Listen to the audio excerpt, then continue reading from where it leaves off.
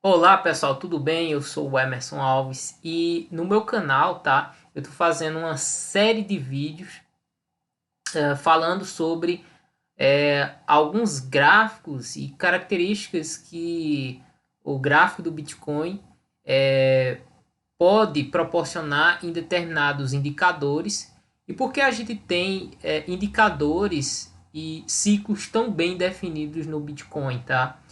A gente tem isso porque o Bitcoin ele tem, né, uma quantidade limitada de unidades que serão lançadas, né? Eu falo isso em outro vídeo, quando eu coloco o fundamento do Bitcoin. Você pode conferir aqui no card. E além, né, de uma quantidade limitada de Bitcoins que vai ser lançado, digamos assim, no mercado no mundo, é, se tem uma impressão de dinheiro por parte dos bancos centrais, tanto de dólar, euro, real principalmente, isso faz com que o Bitcoin ele mantenha a sua escassez e ele tenha uma demanda, tá? Por, por esse é, pelo seu crescimento. Então, nesse vídeo, eu quero falar e continuar falando sobre o potencial de crescimento do Bitcoin, tá? Porque, embora ele tenha esses momentos de bolha, tá? Que principalmente ela é causado por criptomoedas, tá? Essa bolha que estourou recentemente agora, em abril, né, desse ano, ela não foi causada pelo Bitcoin, tá? Isso foi causado pelas criptomoedas, principalmente por Ethereum e Dogecoin, tá? Mas por que eu falo isso, tá? Eu falo isso porque é, tanto a Ethereum como a Dogecoin, eles têm uma impressão infinita de unidades. E existe um conceito em matemática que se você dividir, né, um número natural, tá? Independente do seu valor, pelo infinito, esse valor ele tende a valer zero. E como é que a gente calcula o preço de um ativo, principalmente de uma criptomoeda, como por exemplo Bitcoin, Ethereum, Dogecoin, ADA e etc. A gente pega a quantidade de capital investido, ou seja, a capitalização de mercado investido nesse ativo e divide pelo supply, que a gente diz que é o fornecimento circulante que está em mercado, e isso é o preço do ativo. Então, se a gente levar isso para longo prazo, tá? Então, se a gente tem o capital investido no ativo dividido pelo fornecimento de hoje mais o que falta de fornecimento máximo, e a gente colocar o fornecimento máximo tanto do Dogecoin quanto do Ethereum, por exemplo, né? Estou falando de outras de altcoins em geral, você soma essa quantidade de hoje mais infinito. É o mesmo que você pegar um copo d'água e jogar no oceano. Isso ainda assim vai ser o mesmo oceano. Então, a mesma coisa você representa isso com para qualquer número com infinito. Então, esse é a tendência do preço de ativos que tem fornecimento máximo circulante infinito. Porém, com Bitcoin isso não funciona, tá? Porque o Bitcoin só vai ter 21 milhões de unidades. Então você pega qualquer valor investido em Bitcoin, por exemplo, sei lá, 5 trilhões investido no Bitcoin. Tá? Por exemplo, isso no futuro, tá? O Bitcoin chegou em 1 trilhão, porém recuou. Então você vai dividir pelo fornecimento máximo circulante, que é 21 milhões de unidades, e esse ativo ele tende a ter um preço, ou seja, ele tende a ser escasso. Porque, por que isso? Porque a gente tem a capitalização de mercado investida, que é infinito, porque a gente tem o Banco Central americano e o Banco Central brasileiro e o Banco Europeu, por exemplo, imprimindo dinheiro. Então você vai ter um mercado infinito dividido por 21 milhões de unidades. Então, esse ativo ele tende a se valorizar de preço E por que eu falei isso? Eu falei isso justamente para você entender que o Bitcoin ele tem um potencial de crescimento e é isso que eu vou explicar exatamente aqui nesse vídeo utilizando esse indicador. Então vamos lá, deixa eu arrastar aqui minha câmera. Eita, pronto, eu vou arrastar para cá. Vamos lá, deixa eu abrir minha tela. Aqui. Então a gente tem esse gráfico, tá? Que ele tem uma linha vermelha mais baixa, uma linha roxa em cima e uma linha verde próximo da linha vermelha. Aí você deve ficar se perguntando, ora, mas o fundo é na linha vermelha.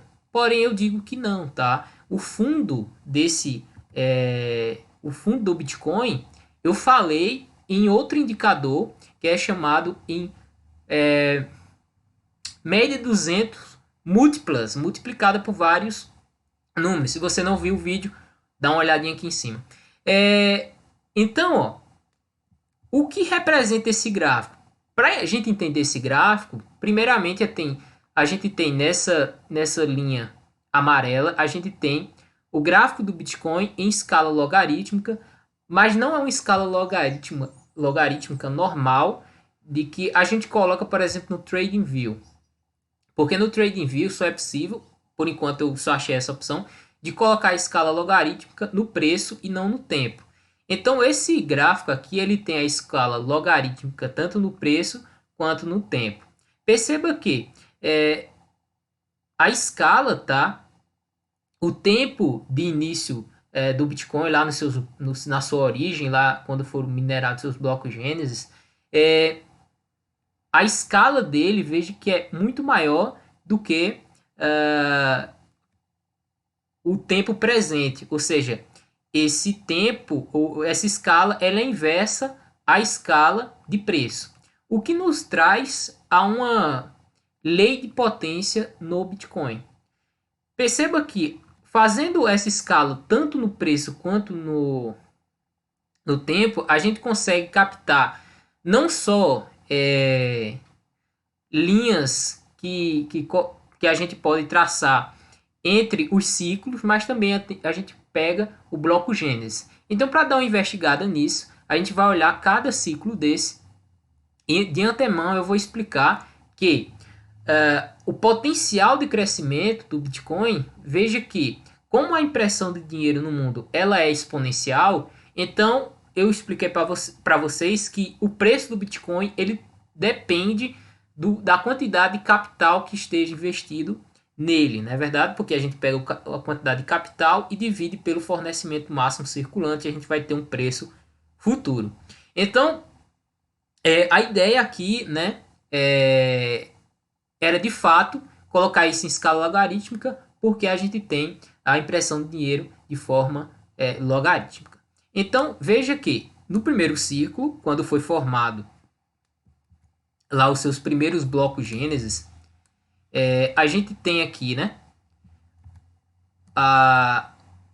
o Bitcoin se iniciou, né, ele passou dessa linha verde, essa linha verde é exatamente o potencial do crescimento do Bitcoin.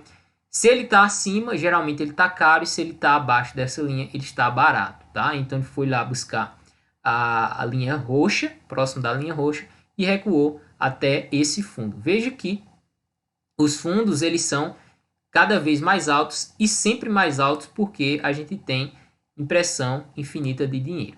Vamos ver o segundo ciclo. Aqui sim, eu chamo de segundo ciclo nessa lei de potencial de crescimento, quando teve o primeiro halving do Bitcoin. Veja que ele vinha já numa valorização, uma valorização tímida, porém, né, acho que provavelmente por conta da demanda e muito dinheiro, interesse, por exemplo, por esse ativo, a gente teve uma valorização, rompeu essa linha verde e a gente foi finalmente buscar a linha roxa no topo, digamos assim, desse canal de alta, né? Ficou caro, né? E novamente o Bitcoin rompeu essa linha verde para ficar barato. E aqui é o ponto que o Bitcoin fica barato. Então perceba o seguinte, sempre que a gente perde essa linha verde, é porque ele vai cair agora. Não é isso, é porque quando perde essa linha verde, o Bitcoin fica barato porque ele respeita esse potencial de crescimento. Acima da linha verde, muito afastado da linha verde, a gente tem uma formação de bolha. Isso quer dizer que o Bitcoin está muito caro em relação ao seu potencial de crescimento. E isso aconteceu também em 2017, porque agora sim a gente tem uma explicação porque o ciclo de 2017 ele demorou tanto tempo, tá? Porque ele ficou muito tempo barato, tá? O Bitcoin ficou muito tempo barato até ultrapassar, né? O seu potencial de crescimento, ficou caro, barato novamente e finalmente uma demanda muito forte pelo ativo, causando uma bolha e novamente houve o que a gente chama de bear market, né? Um mercado de baixa. Veja que ele perdeu novamente aqui, ó, lá em 2018, o seu potencial de crescimento e foi novamente formar um fundo, porque ele já está barato, o Bitcoin abaixo dessa linha verde. Digamos que o Bitcoin está abaixo do seu potencial de crescimento. Agora, vamos dar uma olhada nesse final de ciclo, tá? Esse final de ciclo a gente teve lá em julho de 2019. O que é que a gente teve? O Bitcoin muito barato, né? Foi buscar o seu potencial de crescimento, ultrapassou o potencial de crescimento. Eu mostro também no vídeo anterior que o Bitcoin atingiu a média de 200 multiplicados em 2,4, ficou caro exatamente nesse topo e tendeu a recuar. Então, abaixo dessa linha verde, o Bitcoin está abaixo do seu potencial de crescimento. Quando eu falo abaixo do seu potencial de crescimento, tá, eu falo que o Bitcoin está barato. Tá?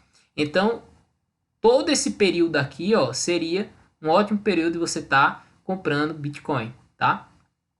E novamente, o Bitcoin em 2020, o Bitcoin, né, o seu preço, assim, digamos, justo, seria ali em torno de 18 mil dólares. Aí se formou novamente uma bolha no Bitcoin. Deixa eu ampliar isso. Pronto. A gente tem o que no Bitcoin?